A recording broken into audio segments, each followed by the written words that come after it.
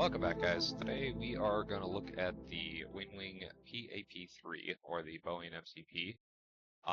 It's modeled after the 737.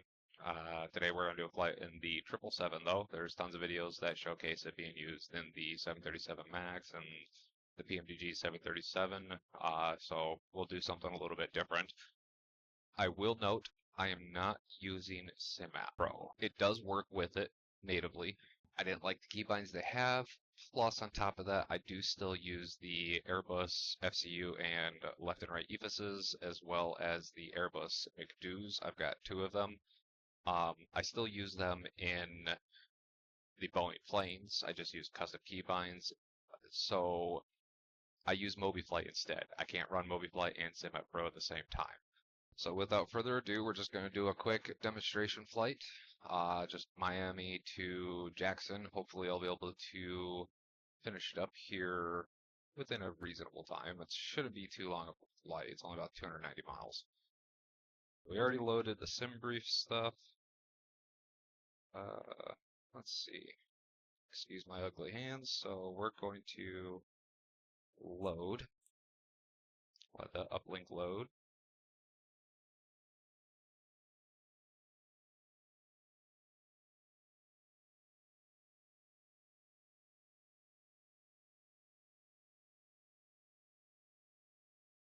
Activate. I think it did it. Let's go. Fuel.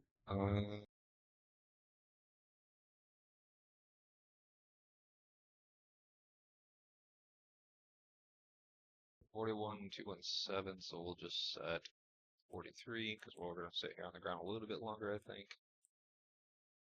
And range payload packs 369 out of 370. So we'll just do 12, 42.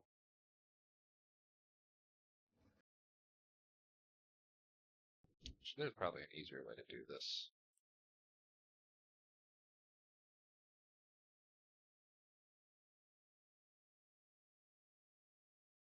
There we go. Just set payload, set fuel, and we'll just go to return.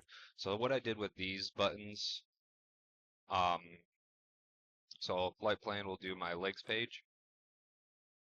If I hold it, it'll do my route page. Focus that a little bit. Progress is still progress. Performance is the climb, cruise, and descent performance. Initialization will do so my performance and initialization. So once all this is filled in, it'll do like also the takeoff, and then on the approach for the approach stuff. Data does fix info. Direct doesn't do anything.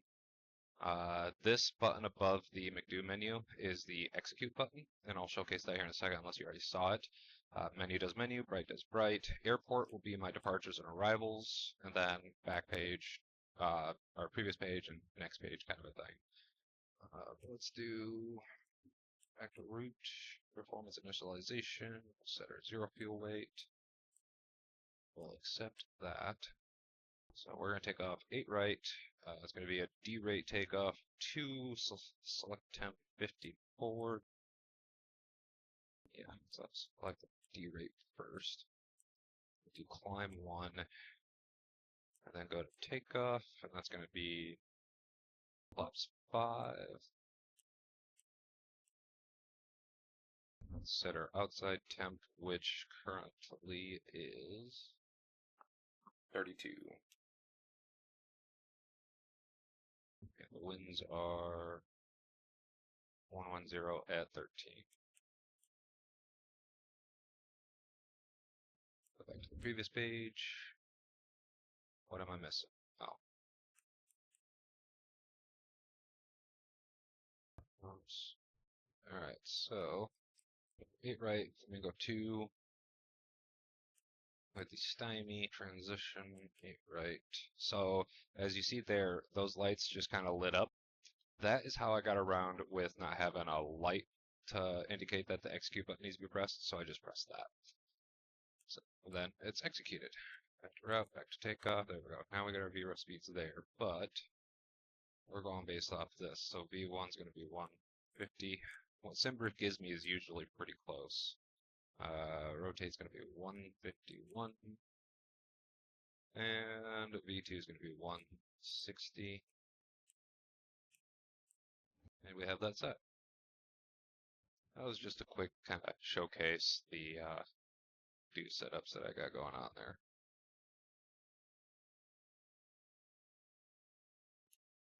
I'll arm the VNav, LNav, they armed in game and on the panel. The master arm lights, so the 777 doesn't have those, they're just a switch. So I just found the light status to come on or off based on what the switch position is, since they had an LR for that. The course knobs on these, also 777 doesn't have course knobs. That's all controlled in the FFC. There's a radio navigation page. So I have these bound to the lighting. The left one, as you can see, it dims completely. And that's another benefit, an amazing thing with MobiFlight, since the 777 doesn't use these. I don't remember what they set them to in SimApp Pro. Maybe they do have them controlled, and I could probably do it as well. But I like having knobs to control lighting and backlighting. I haven't got the dimness to work for the LED indicators and the segment displays yet. I'm still working on that. MobiFlight lets you do calculations or whatever, and you can pretty much almost do anything with it if you know what you're doing. I'm still learning it. So some stuff doesn't work, and some stuff works, and some stuff kind of half works.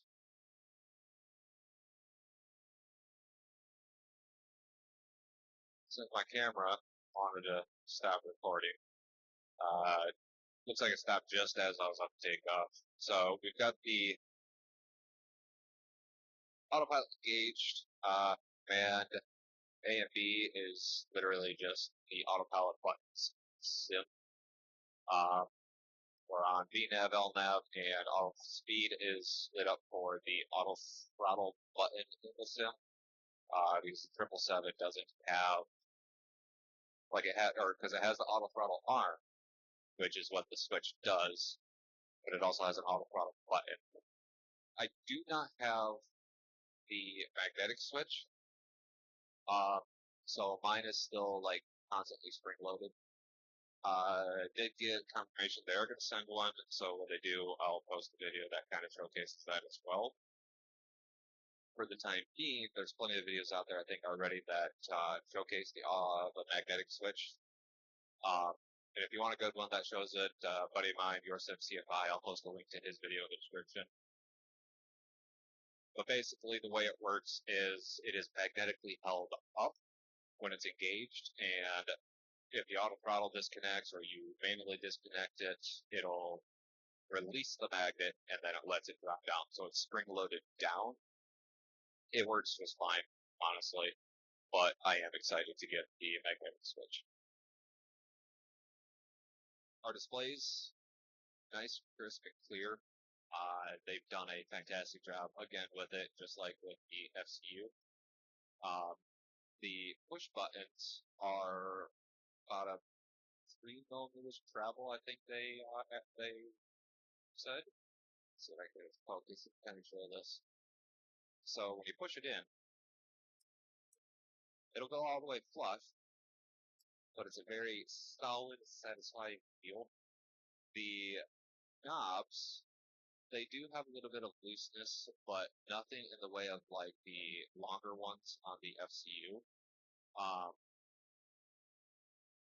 On my FCU, I've actually had my altitude and it's just the altitude one. There's a little nut on the backside that came off. You just open it up, put the nut back on, put some Loctite on it, and it's fine. Haven't had any issues with it since. But the knobs on the MCP, they do wiggle still a little bit, but it's a very satisfying, solid foot feel. Even the rotary switches, they line up with the lines, and they just go solid. Now we also have, so the Boeing 737 has these either intermediate switch or the Mach switch. So I do have them bound on here to show it. It won't intervene it though, like on the 777. I can switch between Mach and whatnot as well. So we'll just put that back and let it do its thing. In terms of the mounting, it's pretty much the same as the SU was. Something else to note as well, and I was kind of surprised. So on the back of the SU, those of you that have it, you'll know this. I haven't done a review video on this. I might do one here at some point. I bought the FCU and the EPISs, uh, as well as the MIPs and my throttles, takeoff panels. I bought those and one of the big dudes. I bought one of the big dudes, but the first one that I got, they did send me. You guys have seen that video. Come back. If not, I invite you guys to check it out. And they have sent me the PAP3. So full disclosure on that, they sent it to me to do this video, but these opinions and everything are mine. They don't instruct us to say specific things or anything like that. So what they did with the FCU, so like I said, those of you that have one, when you connect the left and right ephyses, on the back side there's the SATA cable that connects from one SATA port on the back of the ephys, and then it goes to a SATA port on the back of the FCU. That was an awesome setup and very doable. However, with the PAP3, they did not do that. And I'm assuming, I mean, you can see how much bigger it is. I mean, the PAP3 is almost the size of my FCU with my ephyses. And I don't even have ephyses yet for this, and I can't wait till I do. But because of the size of it, you know, because if you were to like compare, you know, the MCP versus just the FCU, a lot more buttons, a lot more lighting, a lot more displays. It's going to take a lot more power. So I'm assuming they did this because of that. But on the backside of the PAP3, there is not those SATA ports. There is two USB-C cables. Your normal USB-C for your data, and then the extra one for extra 5-volt power if you need more power. That's it.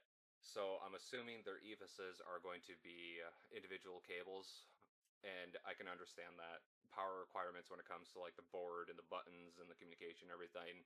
You got to be careful in how much you put on it. And the ephyses for the Boeing are, I mean, they look pretty much exactly like they do even in the 777. It's pretty similar. And you got the buttons, and then you got the four knobs, you got the FPV, the meters, etc.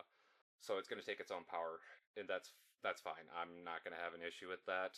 I'd rather they have their own power instead of trying to draw off something where it's getting insufficient power and either failing or who knows what. Overall, I love it. I love their products. They're super tourists that I have not had any issues with, and that alone is why I'll kind of always stand by them, stick by them. It's really good, high quality. I mean, yeah, it's it's plastic, but it doesn't need to be metal for something like that. It's not something you're going to be uh, reefing on and putting a lot of pressure or weight or whatnot into. But yeah, so it's really good quality. Even the disengage switch is a nice solid feel, and I don't like doing this in flight, but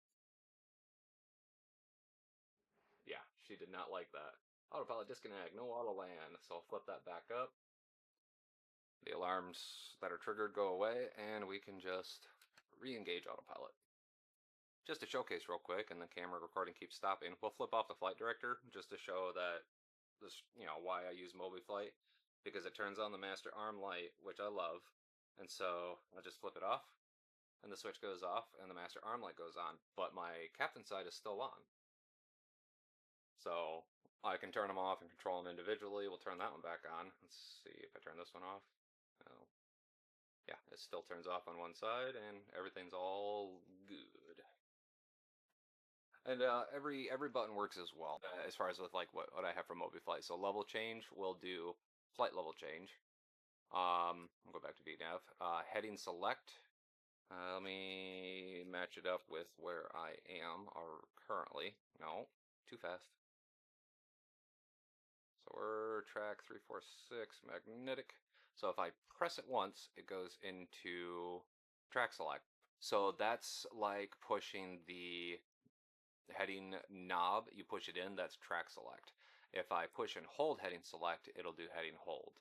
So I can turn this and nothing will happen. But if I just press it, it'll start turning in the direction that I turn it to, because that's the track select where you're going, or you can just do heading hold.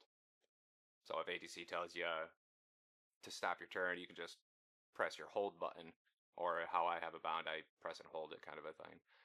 VOR locator also works, but we don't ever really use it right now. So we'll go back into LNAV. Altitude hold, it'll do an altitude hold. I don't think that one has a press, it does not.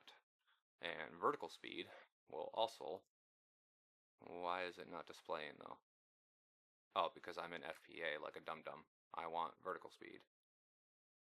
So go back to VNav, vertical speed, there we go. But anyways, so that showcases, that works wonderfully. I don't know why FPA doesn't work though, unless I have that turned off because I didn't figure it out quite yet. And if that's the case, that's fine. It's no big deal. We'll go back to VNav. We'll set this to 34. I would highly recommend getting this. If you can get it when they release the mag, or have the mag switch available, or if you can wait for that, by all means do it. But you don't need to. It just gives you a more realistic feel, but it's not something that you need. It'll still function just fine without it.